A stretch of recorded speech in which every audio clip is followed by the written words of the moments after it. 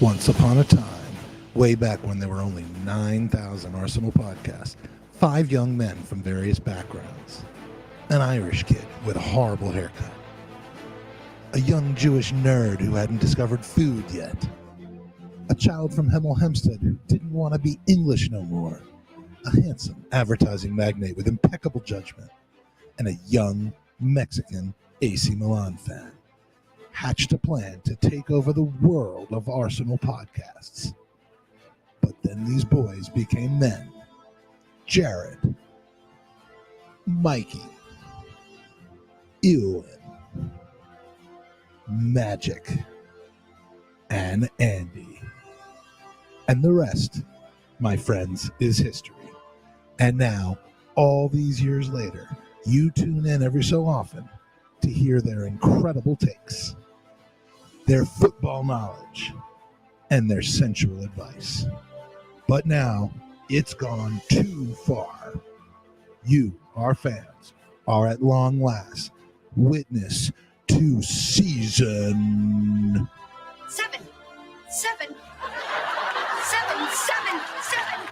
Welcome to the Gooners Pod.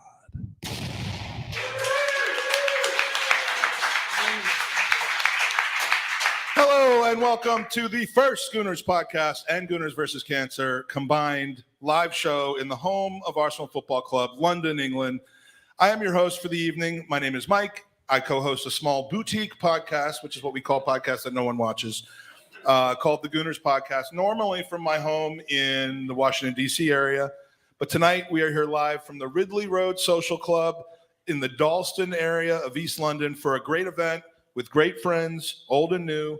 And we're going to be having some fun and enlightening conversation with a panel of people I put together that obviously drew some of you to come, whereas if it were just me and those other guys in that intro video, we'd be talking to ourselves. So most of all, we are raising funds for Gooners vs. Cancer, which supports the Leukemia Lymphoma Society, which is a very important and important cause to myself and many of those around me, and obviously all of you as well. So let's get started by welcoming our great panel. We have some of Arsenal's greatest content creators and journalists. So we're also going to be singing a happy birthday to one of our panelists who is currently live on Talk Sport. So she'll be here in a second, and get ready for that. So first, he is a podcaster who has exploded onto the broadcasting scene in recent years. He's built off the success of his YouTube channel, Chronicles of a Gooner, and can now be found chiming in on the 90 Minutes Football Show, Sky Sports, co-hosting on Talk Sport, doing commentary on BBC Radio London. In the industry, we like to call this guy prolific AF. Let's all give a hand to Harry Symeou of the Chronicles of a Gooner. Thank you, everyone. Mike, that was a really nice intro. Thank you. But thank you to everyone for coming to support this amazing thing that Mike has set up, because it's an incredible cause. As you mentioned, it's important to you. I don't think there's a single person in the room that probably hasn't experienced either themselves or someone close to them suffering from cancer. So I want to say well done to Mike for all of this, because it's brilliant. Appreciate it. Next up, he's a chartered accountant by trade, but we all know him from his 11 years on Arsenal Twitter, his more than 73,000 tweets. Mostly, yeah, I feel like you didn't even realize that. Wow. That's Twitter shows him as averaging over 40 tweets a day. I first heard him as a recurring guest on a Bergkamp Wonderland. Now he can be seen and heard on his fast-rising podcast called The Latte Firm. Let's give a great welcome to the artist formerly and presently known as FK.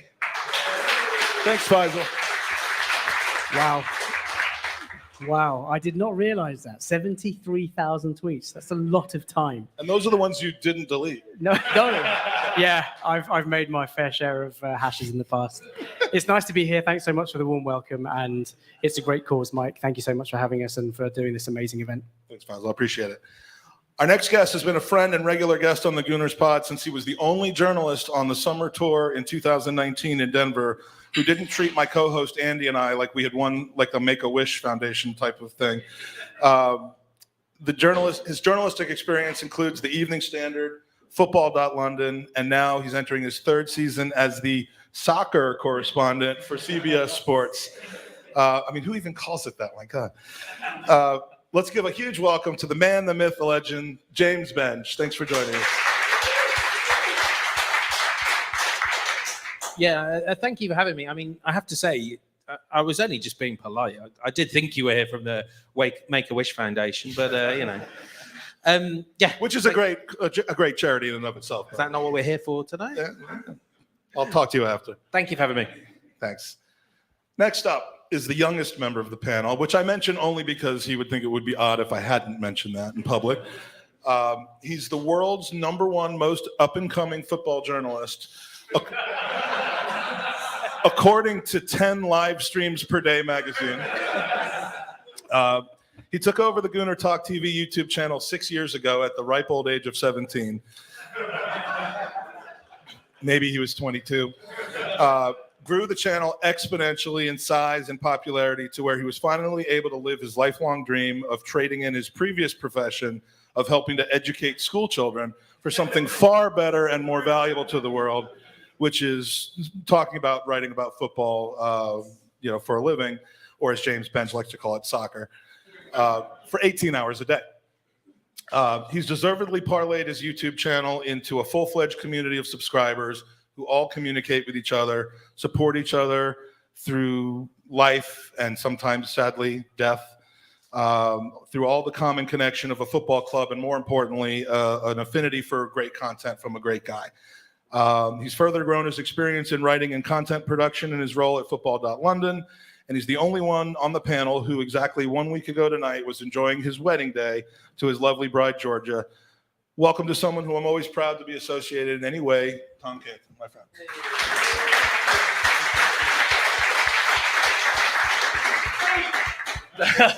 Speech indeed, yes. No, the speech was last week and a lot shorter than my morning shows.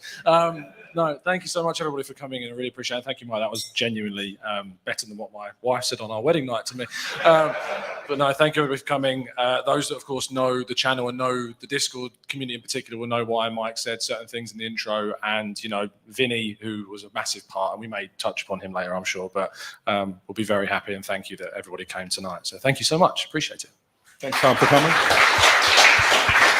And I'll hold back on Sophie's introduction until she gets here. So we're going to go a little bit out of order, but that's our panel.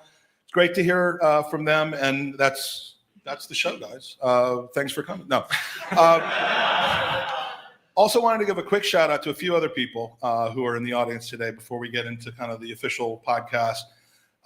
Tonight we're really, really thrilled to have with us, and someone who I've met and known online for 3 years and finally got to meet in person for the first time tonight. The very, very talented Ruth Beck of Ruth Beck Art. Please stand up and wave.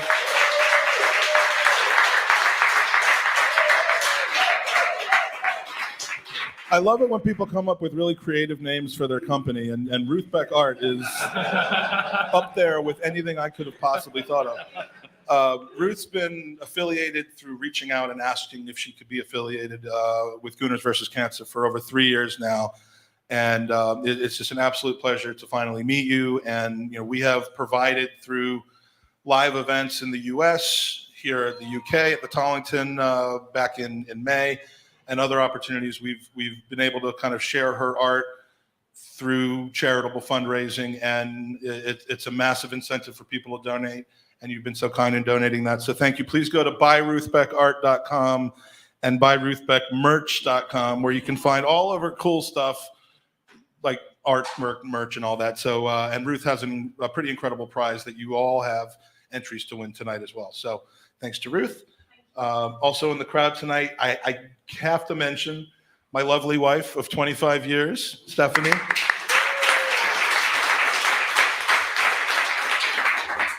People think that the pictures I put on the podcast are fake, but no, she's real. She was a last-minute transfer deadline move I made in 1997, and I think this one actually worked out better than Kim Kallstrom. The two of us were recently asked to pose for both the Beauty and the Beast posters that they have on the tube, as well as the picture next to the definition of punching in the dictionary. But There's a lot of other people here. I think I saw Kaya come in. Hagi is distracting me by putting his mug right in front of my face. Fran is in the house. James, just so many great people. Albert, a lot of content providers, producers, a lot of other artists, and a lot of great people. So thank you again for everybody for coming. Before we get into the roundtable, just want to talk about kind of the prizes that we have. If you didn't hear the non-microphone speech earlier, we have 5 great prizes to give away to winners that are here tonight. The first is a team signed shirt from 2020-21. It's got the entire team on there. Whether you like all the players on that team or not is another story. But it's still a nice memento to have. You know, they're just squiggles anyway, so you don't have to tell anyone that Willian signed the shirt. We also have a brand new 2022 pink third kit, non-personalized, so you don't have to worry about having the wrong name on the back. And that's a men's size large. We have a one-of-a-kind. We have the picture. We have this print from Ruth Beckard, signed and framed, and it's called Highbury Days, right? And you have to really look at it for about 2 hours to pick up on most of the references and the Easter eggs and the different things in there. It's just an amazing piece, a collaboration between Ruth and Gav from She Wore, and you'll be able to get that in jigsaw puzzle form over the holidays as well. So we've also got a 30-pound gift certificate, kind of a free card that was donated by one of our incredible listeners and fellow squatties, which we'll explain a little bit more in a minute, Lynn Simpson. So stick around at the end of the podcast. You'll have a chance to donate a little bit more to get extra chances to win, and then we're going to be drawing the prize winners. So enough of me. Let's meet our guests in a little bit more detail. And again, we'll go around the horn a little bit. So Harry, when you were a wee lad, were you always thinking that football journalism and broadcasting was what you wanted to do? I mean, I know that you and Tom specifically kind of found your current status through a maybe different route than others have. So, I mean, was that something you always wanted to do, or did it just... No, I wanted to be a footballer. I wanted to be a footballer. I had no interest in journalism, no interest in broadcasting. I just wanted to play football. I know a lot of people say this. I actually did do quite well. I played for Leyton Orient for 2 seasons. No, genuinely. But I'm not going to give one of those sob stories that I was injured or anything like that. I just wasn't good enough. I didn't make it. I wasn't good enough. And for about a year, I probably fell out of love with football for a little bit. Not in terms of watching Arsenal and going to games and things like that. But I didn't want to play the game anymore. And then I discovered kebabs and going out and now you see me like this. So no, it wasn't something that I always wanted to do. But as I kind of started podcasting and things like that, basically my podcast journey started with a good mate of mine who was my next door neighbor. And we started a podcast which did quite well, which was a general football podcast. It had nothing to do with Arsenal. But he used to tell me that I was too biased and I kept talking about Arsenal too much. So then I branched off and did my own thing. And that's where it kind of came from. Everything that I've done to date and still hope to continue to do. There's so much more I want to do has come off the back of a podcast and lovely people supporting it. Yes, it's amazing. I mean, you get yourself out there, you do a professional job. You add, obviously, production elements, which is, I mean, we just learned on our podcast about production elements a couple of weeks ago, and we're in our 7th season, as you saw. But no, it's a common recurring theme as I continue to just be amazed by the people that are surrounding me. Is hard work pays off. You can't just turn on the camera and share your feelings and expect somebody to be interested in it. You've got to really put a lot of work into it, behind the scenes and on camera. This person's thrilled to see Harry. You also have an affinity for Serie A, Italian football league, and I don't know what's going on at other English clubs, much less be able to control and keep all the information in my head from other leagues. But you do quite a bit with Italian leagues as well, is that? Yeah, I've always loved Italian football since I was young. Most of you will remember Football Italia on Channel 4. That was kind of the start of it for me. Exactly. Which is your club? And I don't have a club, and that's the beauty of it.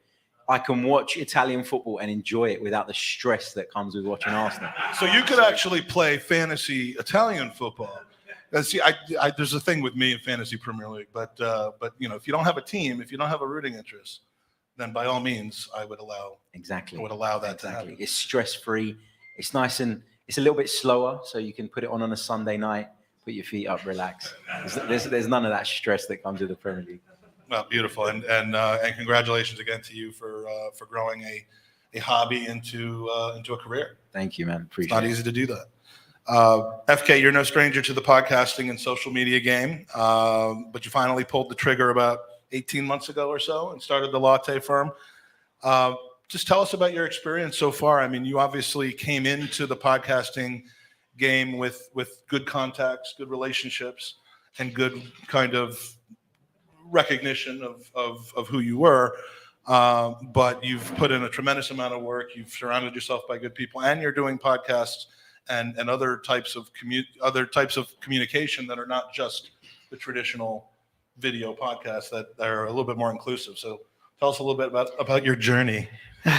My journey. Look, nothing quite as fantastic as sort of playing the game. I was a horrific footballer. My mother must have fed me kebabs since the day I was born. But no, look, I'm in marketing. I'm an accountant by profession, so I've never been a podcaster, radio broadcaster or anything. And it was during pandemic that I was a bit bored. I couldn't go to games. I needed my release. And my wife was getting a bit frustrated as to how grumpy I'd get without not going to football.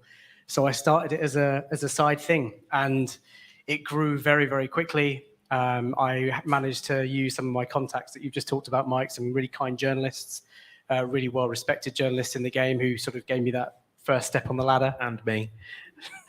Absolutely, James has been really key to that sort of growth. And it's just been a lot of fun, Mike. It's predominantly a release. I love the engagement that I have with people who watch the channel.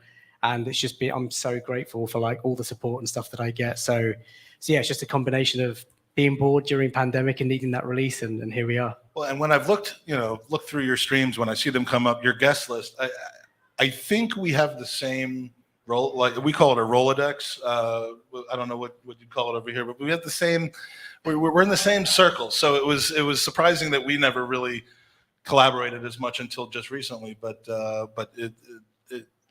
I love what you're doing, and tell us about the Twitter Spaces, because I've seen a lot of people kind of dabble in that and take their feet out of the pool, but you seem to be embracing it and using that as a way to kind of get more people involved in kind of a more of an open mic type format. Yeah, so I just wanted to try something different. Like my whole life, I've been on the road, sort of in my sales role, listening to Talk Sport. And I used to love like the sports bar with Andy Goldstein, and I like that sort of concept, like chilled phone-ins. And I've tuned into my fair share of spaces, and I often feel like they're a bit chaotic. So I thought I wanted to start something like a bit of an Arsenal phone-in, post-games. Symeou was on last night. I'm sorry for butchering your name. But it's just a chance to give anyone from around the world to just talk about Arsenal and whatever game we're covering, and it's been really good. Like the feedback's been overwhelming. So again, I'm new to it, I'm raw to it, I'm learning, but it's something that I wanted to do that I thought was quite different. Well, great, and you're doing a great job at it. So. Thank you. So James, it's not just Tom and Kaya here in the back who have Football.London on their CVs. There's a long celebrated Mike, list. what does the bell mean? Is there a reason for that I'm missing? Is this the AFC bell? This is not the AFC bell. 7 years ago, I'm a huge. I use the chur bell. Don't give away that secret. I'm a big fan of Britishisms, English phrases that you would just never, especially surrounding football, that you would never hear anyone in America talk about unless they listen to a lot of podcasts or watch a lot of football. Things like sixes and sevens and in the ascendancy and that sort of thing. So when we started doing a podcast, for some reason, I got this hotel bell, and every time someone says one of those phrases, including myself, the bell goes off. And it's kind of become a running joke for many years. And when I travel on tours, like when Arsenal's in Charlotte or in Orlando, and I do a podcast, people think it's hilarious that I travel. I mean, my wife thinks it's ridiculous that I travel with the bell, and it kind of is. Even more ridiculous, I sleep with the bell. And there's no real reason for that. So that's the bell. There's a long celebrated list of journalists who have come through the Football.London ranks. I mean, yourself, Charles Watts, some folks like Charles Wheatley, Lath. Is Football.London the Southampton or Ajax or like Borussia Dortmund of football journalism? Have I forgotten anyone? Or? Well, I mean, you've got Art de Roche as well, Art, who is fantastic. And I think in terms of Football.London, they give a chance to, guys like Tom and Kaya. That did not. Sometimes it works out, sometimes it doesn't. Jury is still out. Yeah, if you swing enough, you hit some out of the ballpark. 1 out of 10. Sometimes, like with me, they go, "What on earth do we let ourselves in for?" And get rid of me as quickly as they can. I mean, I think it's really exciting when you're on panels like this and talking to, just in general, when you're in the wider Arsenal community and you meet these guys that are doing this out of a passion and a desire to just talk about Arsenal. And I think Football.London and Reach, and obviously there are problems with it, but it gives people a platform. And I think that's really hard to kind of find in the modern industry. And it does things like actually getting you out there, which I know, like, I'm sure Kai, you'll agree with me. It's, you come on leaps and bounds as a journalist when you're just around the club. It makes it a lot easier. And that is really challenging. Like, the journalism world can be quite a closed space. When you enter it, it can be quite intimidating. Especially, Tom, if you happen to be interviewing Granit Xhaka and ask the wrong question. I'll let you tell that story in a bit.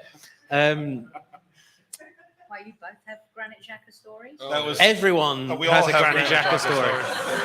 I've got one. Everyone has been told to fuck off by Granit Xhaka. But I deserved it, unlike Tom.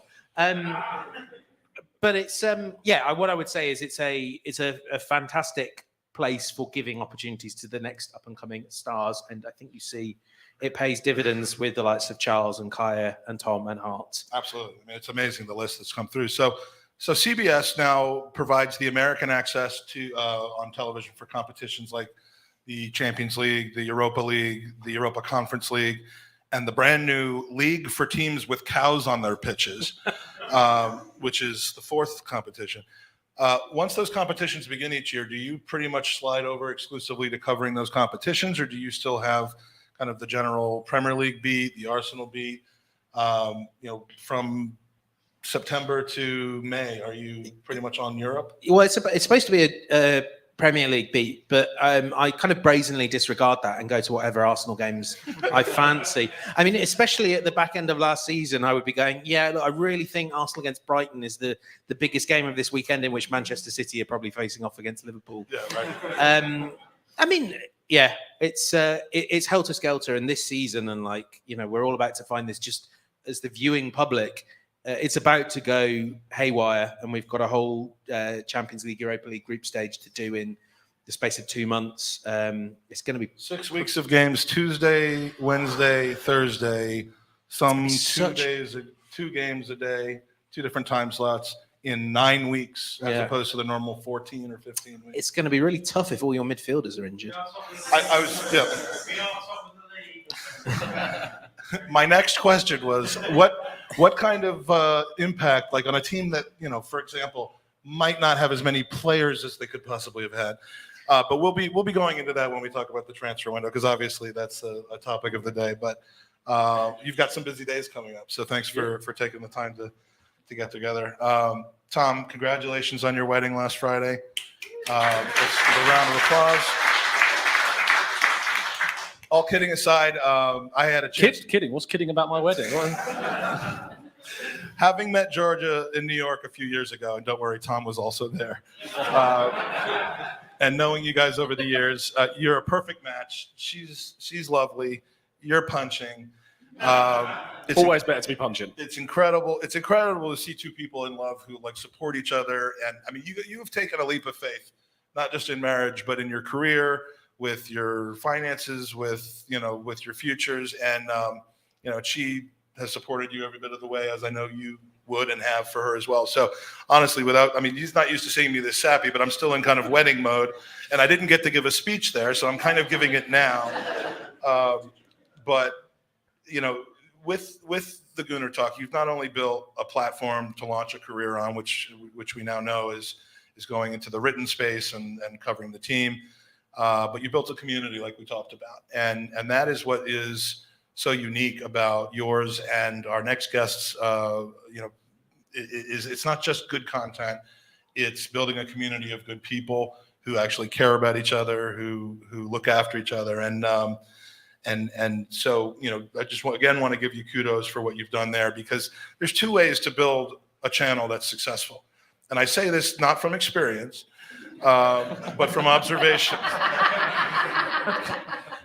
There's a lot of ways to just build a channel, but you can either go postal, as we say back in the States. You can just rant and rave and be the loudest and the most divisive and the most negative, and become a kind of a talisman for people who are not happy with their lives.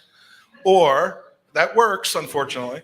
Or you can put in a lot of hard work, a lot of effort, a lot of consistency, a lot of good information, and build a community. And that's really what you've done at the Gooner Talk. So if you can put into words, which is like what you do for a living, tell us about the evolution from just taking over a YouTube channel to where you are now in your career. Yeah, I mean, obviously, first of all, whenever I talk about the channel, I talk about Craig, because Craig started the Gooner Talk, back in 2015. And without Craig, I wouldn't be where I am. So I always make sure I give Craig credit for that. But yeah, took it on in 2016, and it was in a very, very different place then. And it would be weird to try and be Craig. That wouldn't have been me. So we took it in a very different direction. I think the channel mainly became known to most people through two avenues. One would either be the tactical breakdowns, which we started doing, I think, way back in 2018-19, which was like videos of me in my parents' house. It was terrible yellow paint in the background. It was awful. Or the other one is obviously the 8 a.m. shows, which I know a lot of you here today obviously tune in for, and I'm massively grateful for everyone that does get up ridiculously early in the morning to join me at 8 a.m. So many people can't. Steph rolls over, and it's 3 a.m. It's 3 a.m. in the morning, and I've got my I'm watching something about some Polish second league player that I never heard of that we've been linked with. So yeah, but that's crazy. But I mean, the community thing was key. I think and I never want to speak for anyone else, and these guys have built their own amazing channels, but I always feel like there is a responsibility when you have a channel and an audience, that especially if you jump into a chat box, and there's a lot of you'll watch YouTube, and whenever you jump in and you want to leave a comment or you want to leave an opinion, that when you leave that opinion, you're not going to get slagged off for having that opinion. And I know I can be pretty touchy with the ban hammer, as probably some of you have seen. I mean, I've had people message me saying, "I'm really sorry, can you unban me, please? I didn't mean to say that." Didn't mean to say that. You definitely did. Not me.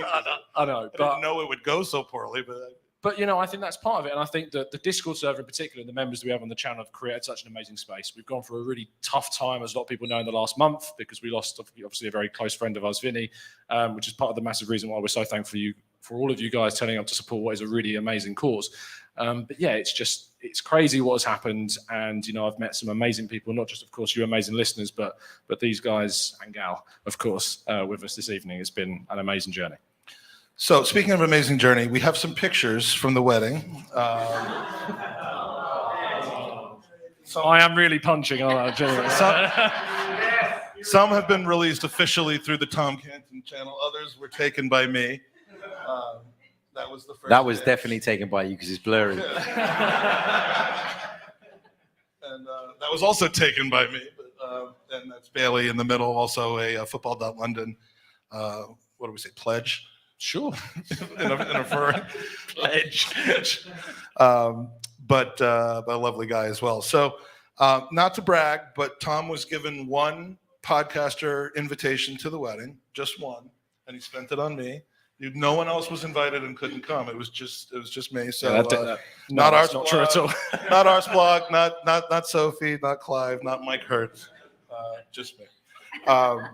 Speaking of Sophie, we got a lot to catch up on because Sophie was, on air in front of 50s of people, many 50s of people before. But Sophie, she's flown the longest to be here tonight from Los Angeles, California, where she covers both LA MLS teams, hosted and produced various football media endeavors where she's worked in the film industry, public relations. She just put down her microphone because she knows how I am with introductions.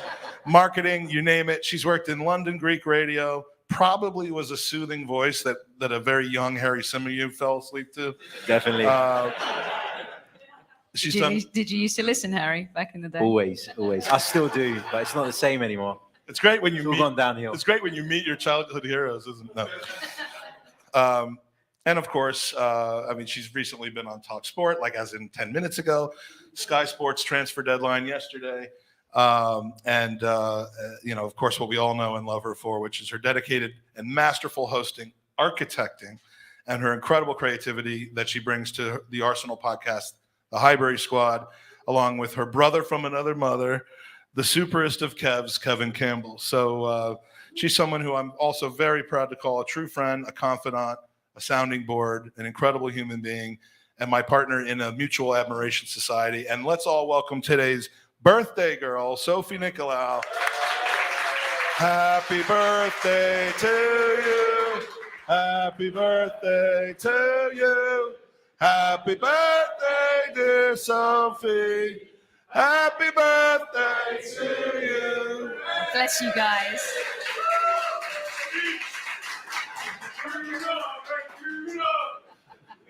I think I sang that with an English accent. I just kind of got into the whole thing. Sophie, welcome. Thanks for having me, and thanks to everyone for coming. And I'm really honored to be sitting along these really special guys. I've never met FK and James before, and this is what's so wonderful about our podcast community, is meeting incredible people, and everyone who's come here this evening, spending their Friday night with us. I always say on our show, thanks for making us part of your day, and that's very precious in my opinion. It is, and you are part of their day almost every single day. So I have to admit something. My name is Mike Feinberg, and I am a squatty. Not a roasty. I'm a squatty. Well, I'm not a roasty. I'm a squatty. I'm not the only one. I see some squatties in the audience. The people who were here earliest were the dedicated squatties. And if you would start off by explaining to those who don't know, what exactly is a squatty to you? What does that mean? So to me, a little bit like what Tom was saying. When we started the Highbury squad, it really was an outlet, to talk about the club that I love. And, slowly but surely we started building a community of people who love and care about the club the same way that I do. And Stephen Foote, actually, some of you may know of him. He listens to Harry and Tom's show, and I think he tunes into you as well, Mike, and God bless him. Another listener who's found some health challenges over the last few months.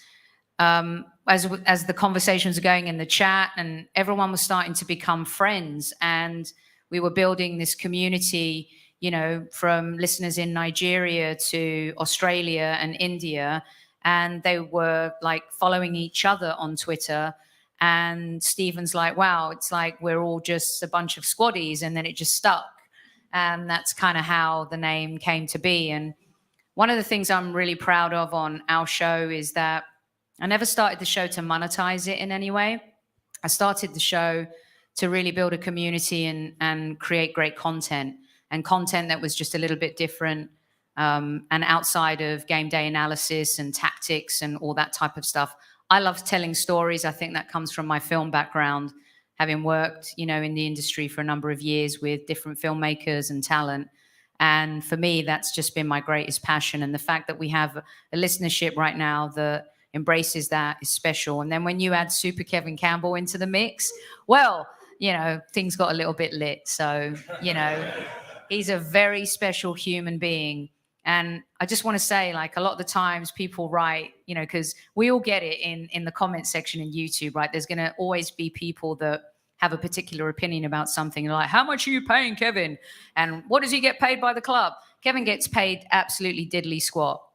He does it because he loves Arsenal Football Club and he loves doing the show and he loves the listeners. And so, we've built like a really good foundation for and he what loves we do you as well. I love him. He does. And I was going to say that a lot of people probably mistake the success of the Highbury squad as being because of the presence of an ex-Arsenal. I call him a legend because I know him and love him. But 59 goals for the Arsenal is not a bad takeaway. And then becoming a legend at future clubs as well, at least 2 or 3 other clubs, Everton, West Brom. They love him at Trabzonspor, that's for sure. He even spent some time helping Leyton Orient stay up. So was that when you were in the squad? I'm not going to lie. They're not my favorite club in the world anymore. So, so I mean, it isn't because he joined the podcast. It doesn't hurt. But I mean, Kevin was putting out his own materials on YouTube. He was doing interviews. He was dabbling. And they didn't have the kind of traction, even with him being who he is, as what you've built. It's a perfect kind of yin-yang situation sometimes. And I've never seen people disagree as often, but as kindly and as respectfully, and who put it away at the end of the show. And that's what makes your show so special. I mean, you've got your one-person shows who are occasionally then panel shows. Same, FK, you have a panel show as well. Most often it's 2 of you going back and forth, and it's a great podcast. And I think the player fan perspective, because at the end of the day, I'm a fan, but so is he. Kevin grew up in Brixton, South London, and all he wanted to do was play for Arsenal. He grew up as much as an Arsenal fan as the rest of us. And I think that's unique that then he gets to play at Highbury and score goals. And, it's like such a pipe dream type of, path that happened with him. And sometimes as a fan, I have to say real quick before you move on, I was so happy in All or Nothing when Mikel Arteta kept talking about emotion, because I've heard so often for so long, you're too emotional. And I so love that he's embraced that narrative, because as fans, that's what football's all about. We're emotional. And Kev comes from a different type of place where he's played the game, takes us behind the white lines and into the dressing room that is a bit less emotional. And I think that's a really good combination. Yeah, I mean, he balances it great. Speaking of Super Kev, we have a brief video. He couldn't be with us tonight, but he did want to be with us in spirit. So on to Super Kev. Hi, Sophie. Happy birthday, my darling. I hope you're well. Hi to all the panel, Magic Mike, everybody supporting Gooners versus Cancer. It's a great cause. So from me, Super Kev, thanks to you. But this message is to you, Super Sophie. I hope you're well and I hope you have an absolutely beautiful day. Glad you're over in the UK, enjoying yourself, letting everybody see you and not just seeing you on the screen, see you in live and flesh. In person. I'm hopefully going to see you at Manchester United at some stage anyway, in Manchester. But anyway, have a great day. Look after yourself. Take good care, darling. And it's always a pleasure seeing, and it's great to work with you. Look after yourself. Lots of love. The consummate professional, Sophie. Lots of love, darling. Happy birthday. See you, everybody. Take good care and raise loads of bread for Magic Mike and a great cause, Gooners versus Cancer. Bye-bye. My favorite thing about Kevin Campbell is he does these pre-recorded videos a lot for the podcast. And you gonna cry? No.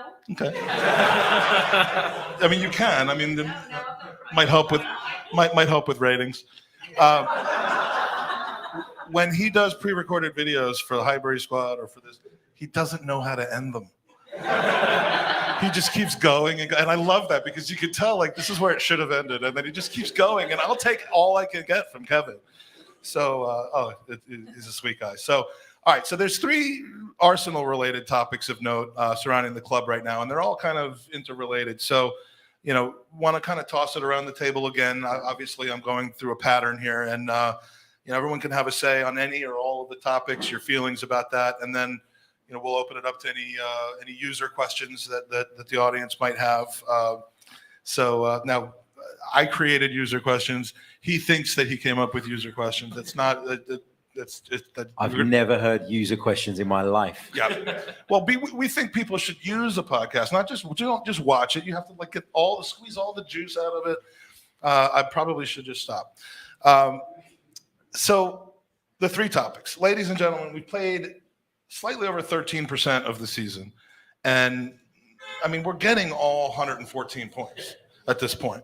Top of the league, perfect record, times are good. The bond between the supporters, this is kind of point two, the bond between the supporters and the club is back in full force. The atmosphere home and away, which I am fortunate enough to have been able to envision and be part of, is incredible. The best I've ever seen it in the Emirates era. And it really does seem to play into the team's success. But because we're Arsenal and we can't have all the nice things, cue the meltdown with the transfer window closing last night with a couple of maybe things left undone, despite some predictable early season injuries. So Harry, I know kind of your general view on these sort of things. I recall your feelings after the January transfer window.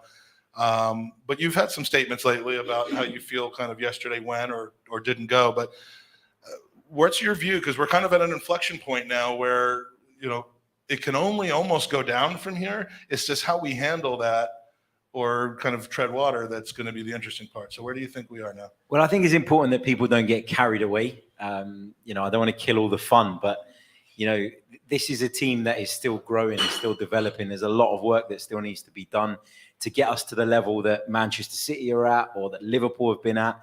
And I think when we look at where we were last season, where we were expected to be at the start of the campaign, where we finished up, I think you can look back at it now that the dust has settled and say, we did well. It wasn't what we all wanted. We all wanted that top four finish, but it wasn't to be. We were just a little bit short. With the transfer window, though, I think it's really interesting because on the one hand, you don't want to be in that place that we've been in over the years where we've had an overinflated squad of overpaid players, let's be honest, that weren't fit for purpose. And the reason I wouldn't say I wouldn't say I was happy with the January transfer window, but there was a part of me that was happy that we didn't just do things for the sake of it. And I think I feel the same about this window here. The majority of the business has been very good. It's been very, effective already. You can see it in Jesus, Zinchenko, some of the other players we've brought in as well, and the further development of some of the youngsters as they continue to improve. But I think last night I did kind of get myself in the zone of, yes, we need a midfielder. I do think we could have done with getting a midfielder. Douglas Luiz wasn't someone that was on my list, but it wasn't a new report. We hadn't just heard about this. James will probably be able to say better, but he's a player that's been linked with Arsenal in the past. And I must admit, I thought that Aston Villa would buckle. I really did. 9 months left on his contract, £25 million. I thought it was going to happen. Did you see what the gerbil posted halfway through, though? I mean, he said it wasn't going to he or she. Well, I don't know who the gerbil is. No club are ever going to come out and say, unless the circumstances are, very special, this player is for sale. Because the value instantly nosedives when they do that. So I just thought that Villa would buckle. And Steven Gerrard had spoken after the Arsenal game and said, look, I can't guarantee we're going to keep him. I'm paraphrasing, but the club will do what's best for the club. And that combined with the bids going in, I thought it was going to happen. So I was disappointed. But at the same time, the window's been largely positive. We're top of the league, 5 out of 5. Why are we having meltdowns about the transfer window? If we fall off as a result of being short in that midfield position, people are well within their rights to bring it up and say, this was an issue. This is the reason that we've fallen off. Do you point to that being the reason we fell off from being 5 points clear, 4 points clear, I think, in fourth place last year? It was one of the reasons. Right. It would have made some difference, but we were incredibly unlucky with injuries. Incredibly unlucky. We didn't just lose our centre of midfield in Thomas Partey. We lost both fullbacks at one stage. Ben White was in and out of the team at the back end of last season, which caused problems in the heart of the defence. There were so many issues, and to pin it solely on that, I think, is unfair. Yep. So I think football's a far more complicated game than people sometimes talk about. And I'm glad that we haven't overspent, because ultimately this period where we've not been challenging for the big trophies is a consequence of bad spending on bad players over a long period of time. So if the club are a little bit more reserved and only go big when they think the player is worth it, the progress is there. So we kind of got to trust them. FK, we've often, I think it's an understatement to say we've left things late in the transfer window. There's been a lot of nothing in July. Oftentimes it's summer competitions such as the World Cup or the Euros. There's, Copa America. None of that this summer. And I think a lot of lessons learned as well is the fact that we got so much good business done so early, kind of all of a sudden being forgotten by people in the sense that, we didn't make any moves the last 2 or 3 weeks, might even be maybe 4 or 5 weeks. I don't remember the dates, but we had a backwards window, a successful one, but one that was done so early that it's left people with that taste in their mouth of why didn't we strengthen at the end? Are people thinking in those terms, or is it really the recent injuries and the lack of cover that have stained the last couple of days in some people's minds? Well, obviously I can't talk for everyone, but my personal thoughts are that, we had a really good start to the window. We addressed a lot of issues that the team had, and we bought really sensibly. And last summer, of course, was a really good window as well. I think the fact that we've had injuries just in the last week, Thomas Partey now going to miss a few weeks, perhaps, Elneny months, I think was said today. That kind of just leaves a really bitter taste in my mouth. And I felt a little bit gutted, actually, last night when the window shut. For the longest time, I felt that we've lacked depth in midfield. I think Bukayo Saka is at risk of just being overplayed. He's played 48 games consecutively now in the league. Red line kind of feeling with him. Yeah, right? He could just do with a break. And of course, he's going to get the World Cup. So, to answer your question, Mike, great start to the window. And I think you can be absolutely happy about that. You should be happy about that. We should be really proud that we've acted fast and quickly. But I just think, I'm really sort of frustrated because I feel it's an opportunity missed. And Harry, you just said we were really unlucky with injuries last season. We know that injuries are inevitable at Arsenal to an extent. Thomas Partey's started 58% of Premier League games since he's joined the club. And so we know that that's an issue. It wasn't something new that was going to happen this season. So to not add any sort of depth to our midfield, I think is going to cost us. That's why I feel gutted. But that doesn't undo any of the good work that the club has done in terms of clear out and also bringing players in. Yeah, I think this could come back to haunt Arsenal, and there could be reason to complain about it. In my personal opinion, why pre-complain though? Exactly. Why get the complaints in early so that you could, essentially when. Well, speaking of pre-complaining, no, but it just seems an easy reaction, and my hope is that the intent of the pre-complaining is not to be able to say I told you so afterwards, because that's not worth much currency in my opinion. But others might not agree. So, James, I'm going to put you on the spot a little bit because you are probably the closest to, hearing directly from the club and from Arteta. You were at Colney today, right? Yeah. Press conference pre Manchester United. Anyone go for the why didn't you do anything yesterday in the transfer market question? Yeah, and I thought Mikel gave a pretty clear indication of what Arsenal thought about Douglas Luiz, at least in terms of what he said there, which was, this wasn't necessarily something that was pre-planned. As we all know, they were looking at getting a winger. That was their top priority.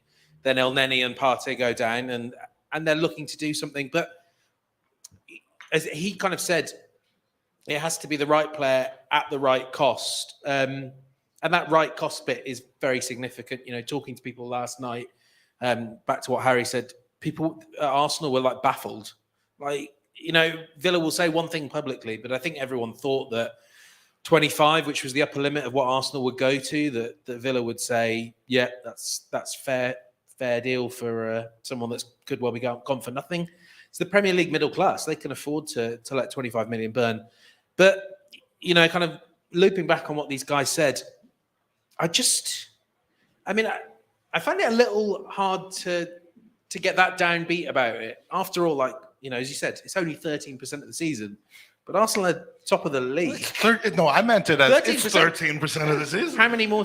Another 13%, and we're a quarter of the way to the title. It's That needs to be the headline for your next article. Let's do it. Let's do it. Let's write that to CBS. 13% more, and we'll be 26% of the way to something we haven't done in. It's perfect. For one thing, I would suspect if you played the first 5 games of the season without Zinchenko and Jesus, that it wouldn't be 15 points from 15. And actually, it's much better to get those players in ultra early rather than just wait till deadline day so that you can get the endorphin rush on social media and you can avoid having fans calling you an idiot. But it feels like for me, it feels like the squad is it could do with one player, whether it's a winger that means Vieira plays as an 8 more, or whether it's a midfielder and you play Vieira as a winger. But it's just transfers. I know that's anathema for a journalist to say, but it's just recruitment. And sometimes you get unlucky as well. Sometimes you've got 2 players for a defensive midfield position in Partey and Elneny, and sometimes they both get banjacks and you've got to deal with it. And I know it's frustrating because I know that Arsenal supporters want, and some of them demand, 2 top quality players in every position. That's just not the way of the world. Look what happened to Liverpool, and they've had to go out and buy a Juventus cast-off that Arsenal wouldn't buy because they just needed someone. They needed a warm body. Sometimes your luck's in and sometimes your luck's out. At the moment, Arsenal are a little bit unlucky, but the fixture list has fallen kindly for them, and they've got a mid-table scrapper at the weekend, so they'll probably beat them pretty easily. Yeah, we just got to be careful though, because they're a wounded animal right now. Yeah, well, those negative teams that just play on the counter attack and don't have any ideas what to do with the possession are always tough to beat. Just be a shame if they get some help from the refs, right? So, Tom, Arsenal seem disciplined at this point. I think they'll spend what they plan to spend. They won't go out and above that. They've got their process that they want to follow, where even though there was an opportunity to maybe strengthen up and make some splashes last January, get more bodies in there that could potentially have prevented a collapse in an injury situation, they knew that money was sitting there on the table and they took the chance and it backfired. I think they are probably doing the same thing now, but it's refreshing to not just spend 40 million on Douglas Luiz and 55 million on Tielemans just because we need to get them in.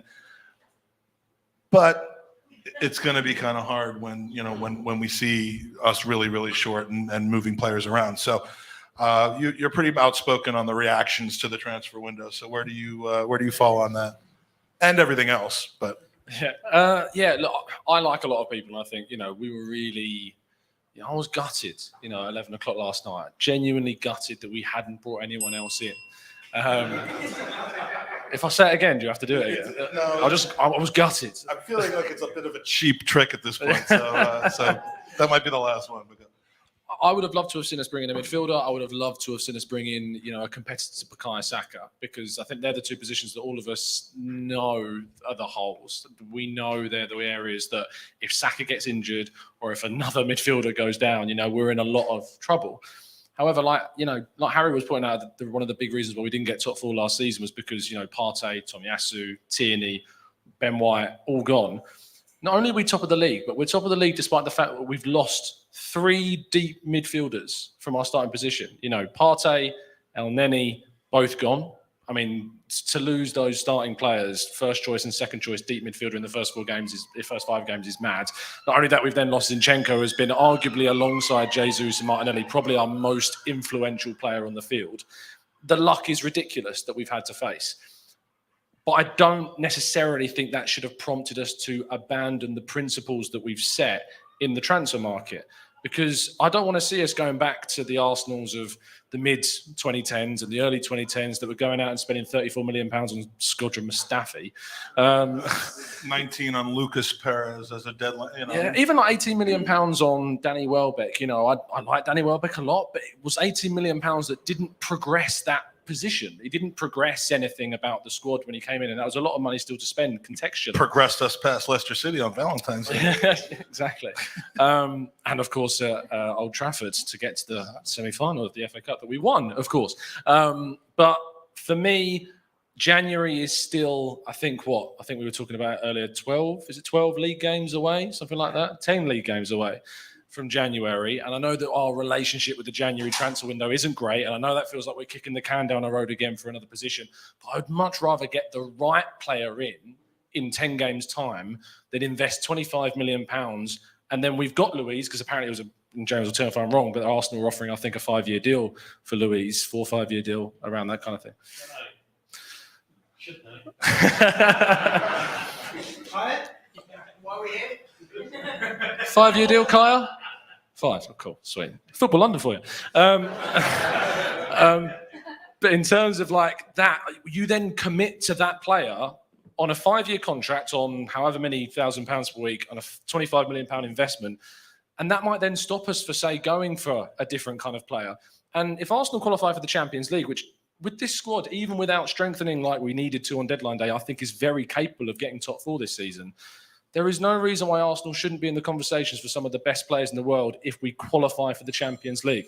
And I don't mind throwing names like Jude Bellingham out there, because even though it's crazy, that's what Arsenal need to aim for if we're going to get back to competing with Man City and Liverpool at the top of the league. I have it on personal authority that Vinay and Tim Lewis know who Jude Bellingham is, because my friend Aston Mack from Orlando brought it up to them personally. So he's trying to push that one through in maybe not January, but yeah. So in other words, we've signed Jude Bellingham.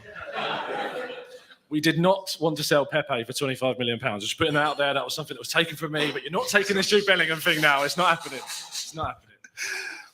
Sophie, your reaction to the transfer deadline closing was pretty steady.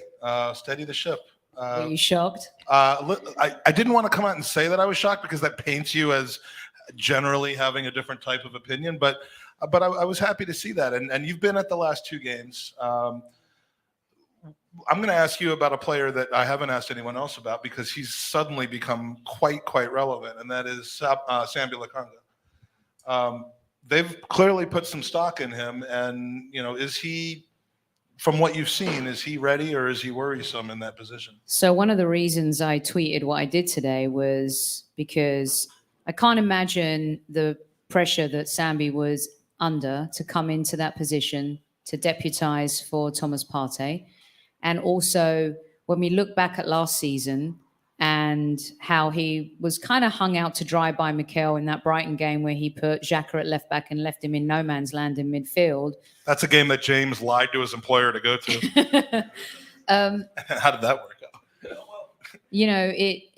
It felt like there was a stigma attached to Symeou because of some of those performances, which I think the manager needs to be a little bit more accountable for. I don't believe that you're a young 21-year-old, maybe I've got his age wrong, and you're captain of Anderlecht under Vincent Kompany unless you are a talented player and you have those leadership skills. I was blown away by his first half performance at the Emirates against Aston Villa. He was composed. He passed the ball swiftly. His movement was great. He didn't try to overplay or overly, mayonnaise his style. And when he did pass... Mayonnaise his... Sorry. Yeah. What does that mean? Too much mayonnaise. I gave the bell a look, and I'm like, even... I'm going to have to get a different prop for that kind of a comment. Too much mayonnaise ruins a sandwich, does it not? I've ever had. And I loved his composure. And when he did pass like a couple of those sweeping balls, they were accurate. And I thought that he was absolutely superb. And Xhaka stood next to him and allowed him to do those things. And a lot of the times we've seen Xhaka kind of fall apart when Thomas isn't next to him. So and when Zinchenko isn't. I've also felt like, as a lot of my listeners know, that after we finished 8th and lost to Emery in the semi-final of the Europa League, I was like, you can't lose to the man you replace. And then when we started the following season, losing 3, not scoring any goals, and we were 0-0-0, I was like, come on, we need to start asking questions. Kevin always said, Soph, it's the players, and a lot of that has made me look at things a little bit differently, because I think it's also okay to say that perhaps, as podcasters, we give our opinion, and we give our opinion immediately after games. We say what we see with regards to matches, but what he's done is built a squad, and a squad that believes in each other, stands by each other, and actually, I think, is a bit disrespectful with some of the fans that have kind of gone postal today and yesterday to Fabio Vieira, Marquinhos, Sambi. Look, we don't know how they're going to perform in the Premier League, but we also haven't seen them perform in the Premier League. We've got tough games coming up, and it's going to be really, really difficult. So I'm trying not to be a hothead like I was last season and be a little bit more measured in terms of what we're doing, what we're building, and where we're going. Because there's an anchor, Jesus, Martinelli, these Zinchenko, these players that we've brought in, the mentality, maybe that's going to change how they think dealing with these injuries, Mike, and dealing with the challenges that we have. I think we were a little bit broken still last season, but I think this season, with these players that have come in, maybe that's a little bit different, and maybe that changes the dressing room attitude as much as it helps Mikel kind of do his job as well. Great, thank you. And is there a greater end to an arc, just to kind of finally get some people off the fence than Aubameyang going to Chelsea? I am so not bothered about him going to Chelsea. I give 0 Fs. I'm not. I give. Yeah.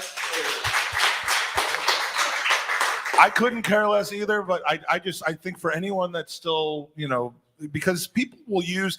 I don't know if you've ever seen Arsenal people online use situations as sticks to hit their people over there. It's not that they love Alba; it's that they want to use Alba to as hit a stick Arteta. to beat someone else. Exactly. And Tom and I had a really intense conversation about that, and I thought Tom was one of the first people that said the Saliba thing was a stick to beat. Oh, absolutely. And here's the thing, right? Everton. Has everyone forgotten Aubameyang's performance at Goodison Park last season? And then what happened in December? We went on to score 21 goals. And even though Lacazette petered out towards, February, March, he stepped into that leadership role. Everyone stepped up. And I think people have forgotten that he stopped playing for the club. And at the end of the day, he never wanted to be there. It wasn't going to work out. And I just think we need to move on. Yeah, no, I agree. And we have, and I think him going to Chelsea makes it a lot easier to move on as well. Speaking of Alba, my main compromise for all this football stuff on our vacation was that last night, Steph and I went to see ABBA. If you haven't seen the ABBA experience, it is quite an experience. And I just found it ironic. I was thinking to myself in the middle, I felt very self-conscious because there's people just going crazy and dancing and Steph's having a good time. And I'm just kind of like, and I'm like, why am I 24 hours earlier when Martinelli scores, I was ripping my shirt off. If any of you know Red Ken from Twitter, he's a large man. I picked him up off of the ground. I hugged and exchanged bodily fluids with 8 people I've never seen before in my life. So, I mean, but me moving a little around at ABBA was just too much. I couldn't do that. Anyway, just ABBA reminded me of that, and so I wrote it into my script. We want to have time for you guys to have your say. So I hope there are at least a handful of you that have something that you'd like to ask any or all of the members of the panel, and we're going to try to wrap this up in about the next 10 or 15 minutes at most. So I saw Hoggy with his hand up. Russell Hogg, and because you're not on mic, we're going to repeat your question so that the listening audience can hear.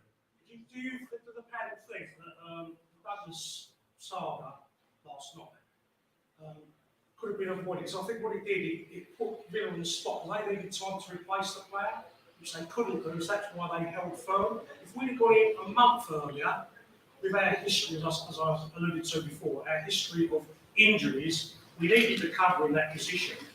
Do you think if we'd have got a month early, we would have got him? All right, so the question from Russell was, Douglas Luiz, obviously last-minute deal didn't go through. Had we started on that sooner or a deal like that sooner, would it have given the Villa a chance to replace and reinforce? James, would they have sold them to us? Would they have sold them to us at any price, even if it was a week or two ago? I mean, to an extent, we'll have to speculate because we don't know the answer. But I think yes, if you open those lines of communication a lot earlier, you will get somewhere. Because from what I've heard, there's not a huge amount of optimism. They will talk to him about a new contract, but there's not a huge amount of optimism that will be forthcoming imminently. So yes, it certainly would have helped. I mean, just what Arsenal are saying is the priority changed quite quickly in light of those two injuries. You are right that Arsenal kind of needed to think in light of the injury history of Partey, what's the best predictor for future injuries? Sadly, it's past injuries. So maybe kind of looking back on it, Arsenal could have worked around the assumption he might be unavailable more and asked themselves some questions about El Neni. But basically, it would have been a lot easier to do the deal. Although Villa did get Dendoncker, who could, and that was another reason Arsenal were kind of like, what's going on here? Yeah, You have replaced him. It looked like they were almost preparing for that. So the follow-up that Russell has, which he doesn't even need to say, is why was this Stan Kroenke's fault? And why should they sell the club as soon as possible? You don't have to answer. Maybe answer that. Sounds like a lot of people agree. Any other questions? What's your name? Oh, my name's Win. From when? Win. Win. Okay, sorry. I thought you were some kind of joke. I don't joke about people's names, Tim. Sorry, Win. What's your question? But no, it's just actually about the athleticism of this group of kids. You used your example of Raffle, and I hope you have a good evening. But I thought when I watched, I wouldn't have said anything about athleticism in my context. When I saw Arsenal live last week, I thought it was like something like Gangs of New York. As an example, there's a muscularity and a resilience about this team that I haven't kind of seen since Campbell, Vieira, just Torre used to just athletically just beat people up. There's just something, I don't know, I just wanted to check if I'm the only one that's sort of seeing. So the question, I'm sorry. The question from Win is there kind of an athleticism, a muscularity, a more of a kind of okay. So yeah, I mean, do you think, Harry, that that's part of the recruitment policy that the club has adopted? We know that they're looking for young players. We know that they're looking for players who might have the ability to play multiple positions. But is what Wynn's asking also a part of that? I mean, are they looking for a particular body/attitude type on the pitch as well? Because I think a lot of us are noticing what you're noticing. I think more than them looking for a specific body type, they're looking for a specific character. Mikel Arteta talks a lot about the character of the players that he recruits, that desire to win, that want to win. And some of the players, Gabriel Jesus is not the biggest guy in the world, but the way he goes into challenges with centre-halves, you'd never think it. Gabriel Martinelli, not exactly a huge guy, but I think it's about that desire to win. And I think one of the issues we've got, it's a little bit of an issue at the moment, is that we start games like a house on fire. And I almost feel like if we don't score in the first 20 minutes, it's kind of like, okay, back off a bit. Let's regroup and let's go again, because it's almost impossible to maintain that intensity level that he demands for 90 minutes. But when it works, it's brilliant. And I think Mikel Arteta has been really clever in talking about the crowd all the time.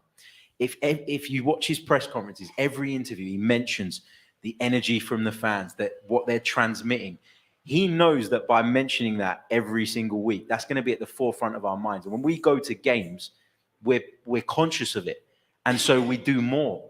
How many times over the years have we been to the Emirates and it's been really sleepy, and particularly certain kickoff times, you go there and you think, this is like a library. People take the mick out of us, but it has been like that. So I think that one's a gimme. So I think going back to the question, I've gone around the houses a bit, but going back to the question, I think there's a much more detailed recruitment process in that.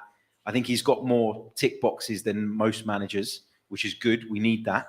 But I think more than the physicality, it's about the character. And I think the system that we play, where we push up the pitch, we're backing each other up in the press. There's smaller distances between certain players. And that means you can press, you can be more aggressive. Ultimately, I'm one of those tactics bods. So if you make the pitch smaller, you can be more aggressive. without getting caught out of position. And I think it comes back to character and the tactical approach, which gives us that ability to play with the intensity that you're seeing now. Faisal, you had something to add? Yes, I just wanted to add Win. I mean, like, we also forget that this was the youngest squad in the league last season. And, you know, when you're 26, 27, you kind of, you stop growing. But these boys are growing. Eddie Nketiah's physical development over the summer is something I never saw that was going to come. Bukayo Saka, physically, so much more imposing. William Saliba, Lokonga will, he will physically, these guys are growing, they're in the gym, they're doing their weights. And the other thing, it's about confidence. So that, they were inexperienced this time a year ago. Now they're developing an aura about their game. They're more confident. They feel more familiar at the Emirates. And the crowd, I mean, it's been amazing this season, that the lift that must give you as a player and the confidence that must give you in a player to really let the opposition know you're there. So the physical dynamism of the team is really improving, but it's a factor of so many things. But the boys are they're growing into men. It sounds really silly, but they are. Boys to men, the thing. I don't want to get a copyright strike, but so I won't sing any of their music. Go on, Mike. No. Love to have one or two more before we go. Okay, I'm going to go over to that side. Albert, you got a question? Realistically, off the back of particularly last season, how many additions do you think Arsenal would realistically make to the squad, and in what position were you the most keen for Arsenal to strengthen? Right. The question from Albert was, realistically, how going into this transfer window, how many players did you think that we would bring on over the transfer window, and in what positions? Now that we've seen the window close, we can kind of match that expectation against what really happened. But Tom, your thoughts on kind of what you and you're probably on record as at the beginning of the summer as to what you expected. Yeah, probably, and I've forgotten. No, and I think it was also, Albert, how many we thought, what we wanted as well to see, as well as how many we thought realistically.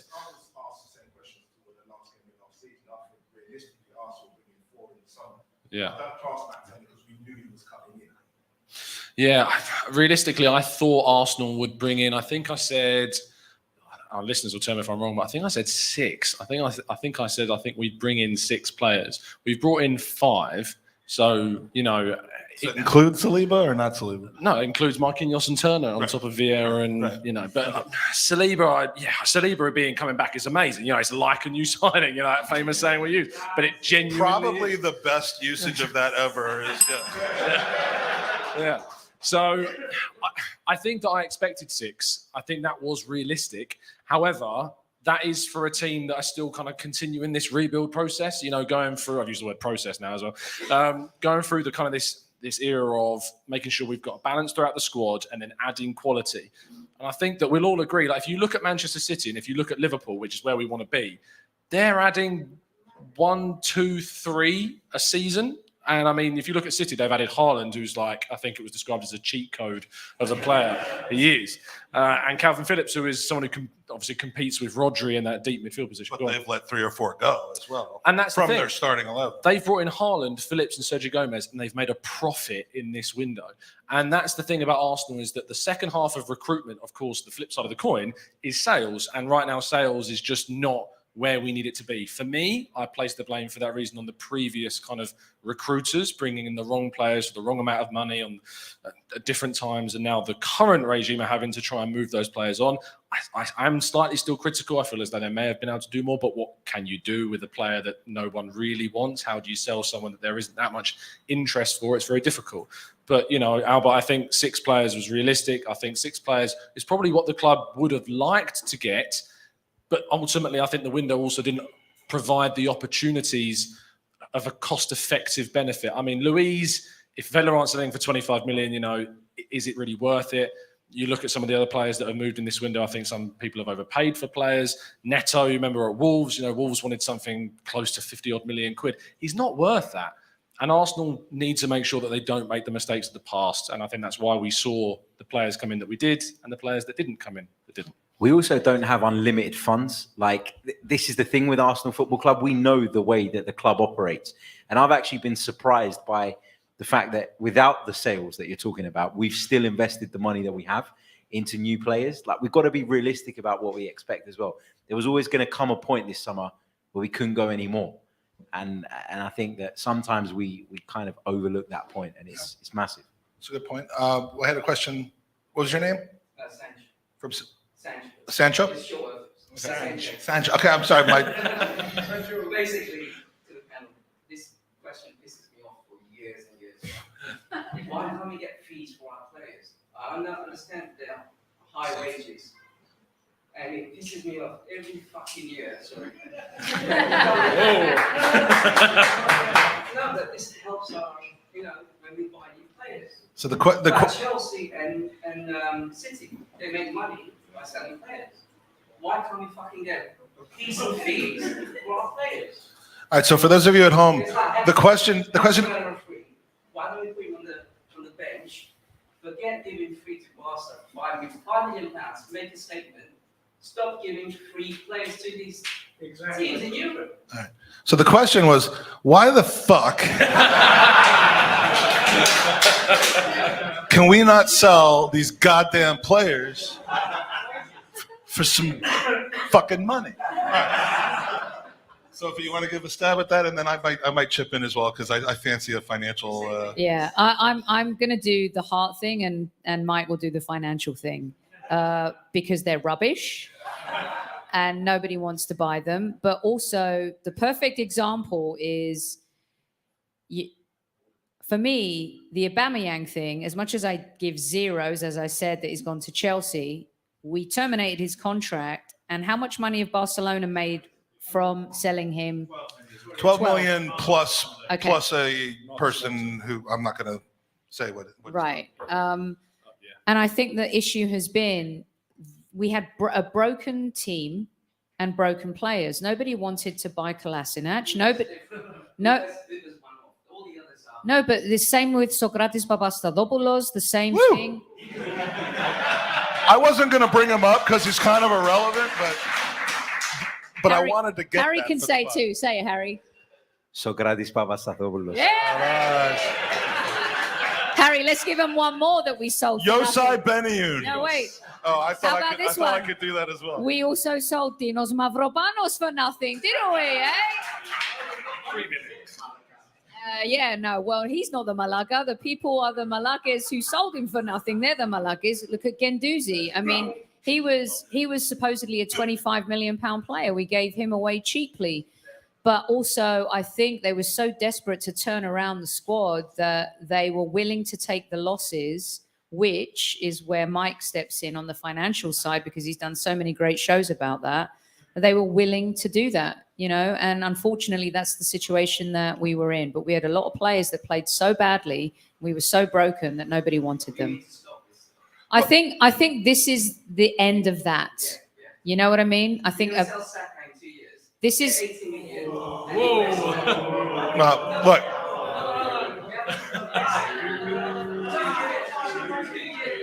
Listen. Just remember that selling.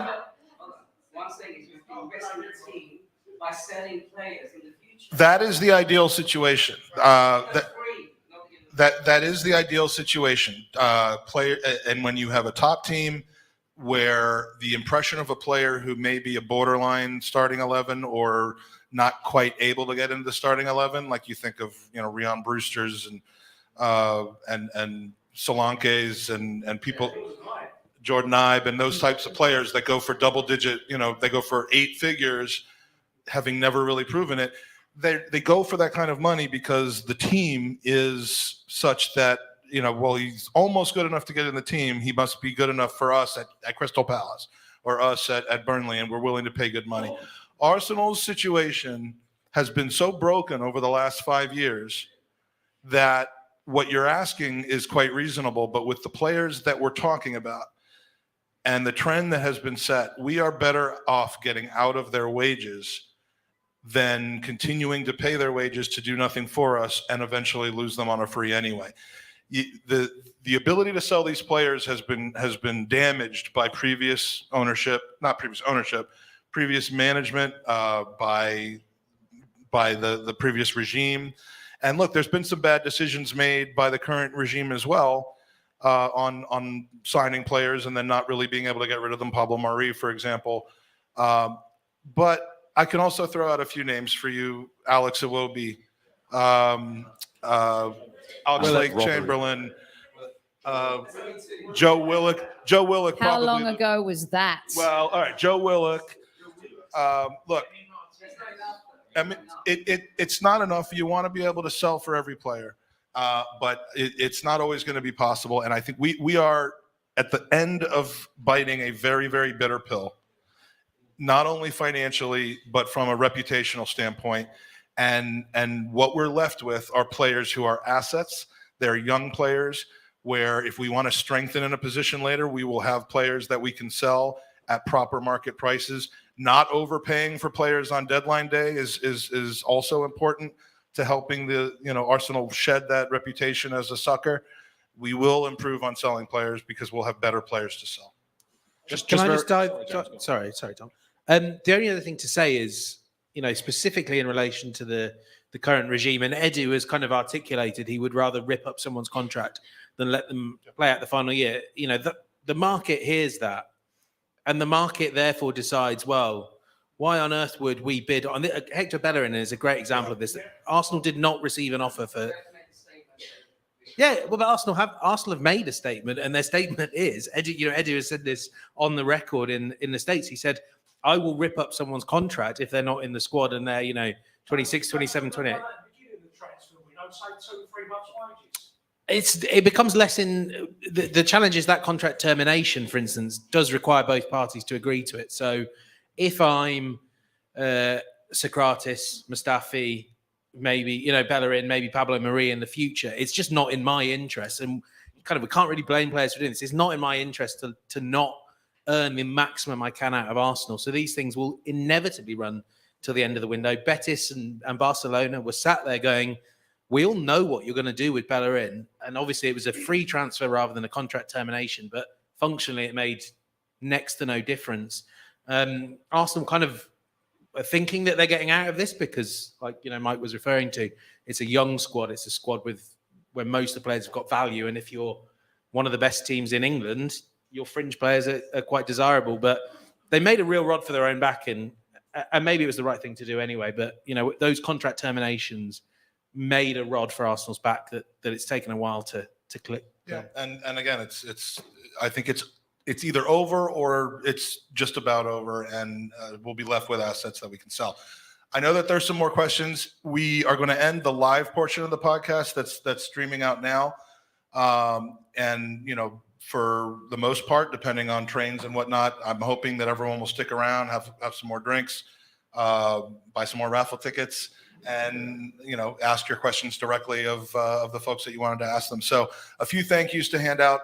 Thank you, first of all, to the Ridley Road Social Club, our host for tonight. Please.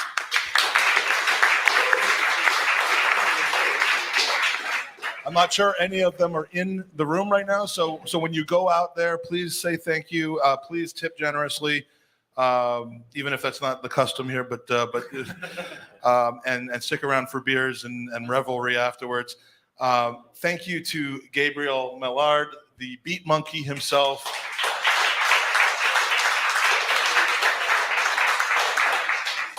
For our little show to have the same production guy as the Union Chapel show with Arsplug and AVP is pretty incredible, and he's not only really talented at what he does, he's become a friend of mine as well, and he's really good at what he does. So thanks for doing that. Final hand for our amazing panel tonight, starting with Harry from Chronicles of the Gooner.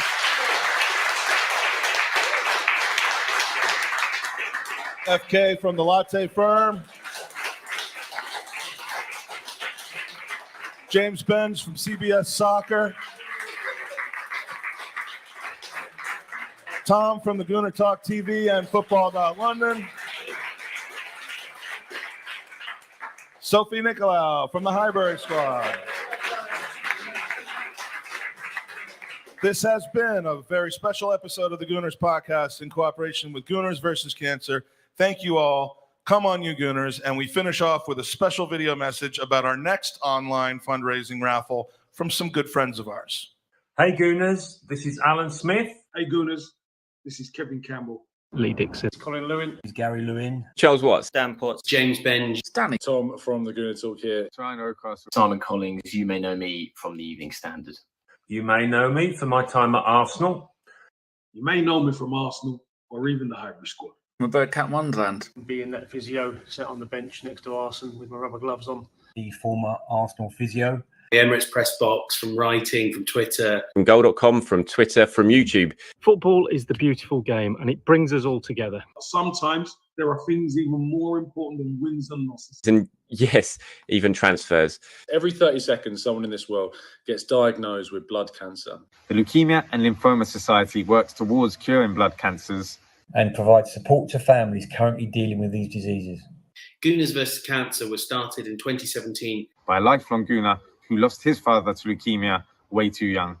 Over the last 5 years, Gooners v Cancer has raised over $50,000 for the Leukemia and Lymphoma Society. And we need your help to match that in 2021. Every donation helps. Every donation helps. Every donation helps. Every donation helps. No matter the size. And every donation enters you into the Gooner Raffle, where you have a great chance to win amazing Arsenal prizes, including game tickets, stadium tours, signed men and women's shirts, and maybe a retro signed shirt by yours truly, Lee Dixon. Me, yours truly. Yours truly, Super Kevin Campbell. So much more. It's easy to take part. Just go to www.goonersvcancer.com. Just go to goonersvcancer.com and donate directly to the charity. Pick the raffle prizes you want to enter to win and wait for the drawings at the end of the campaign. Again, that's www.goonersversuscancer.com. Again, that's www.goonersvcancer.com.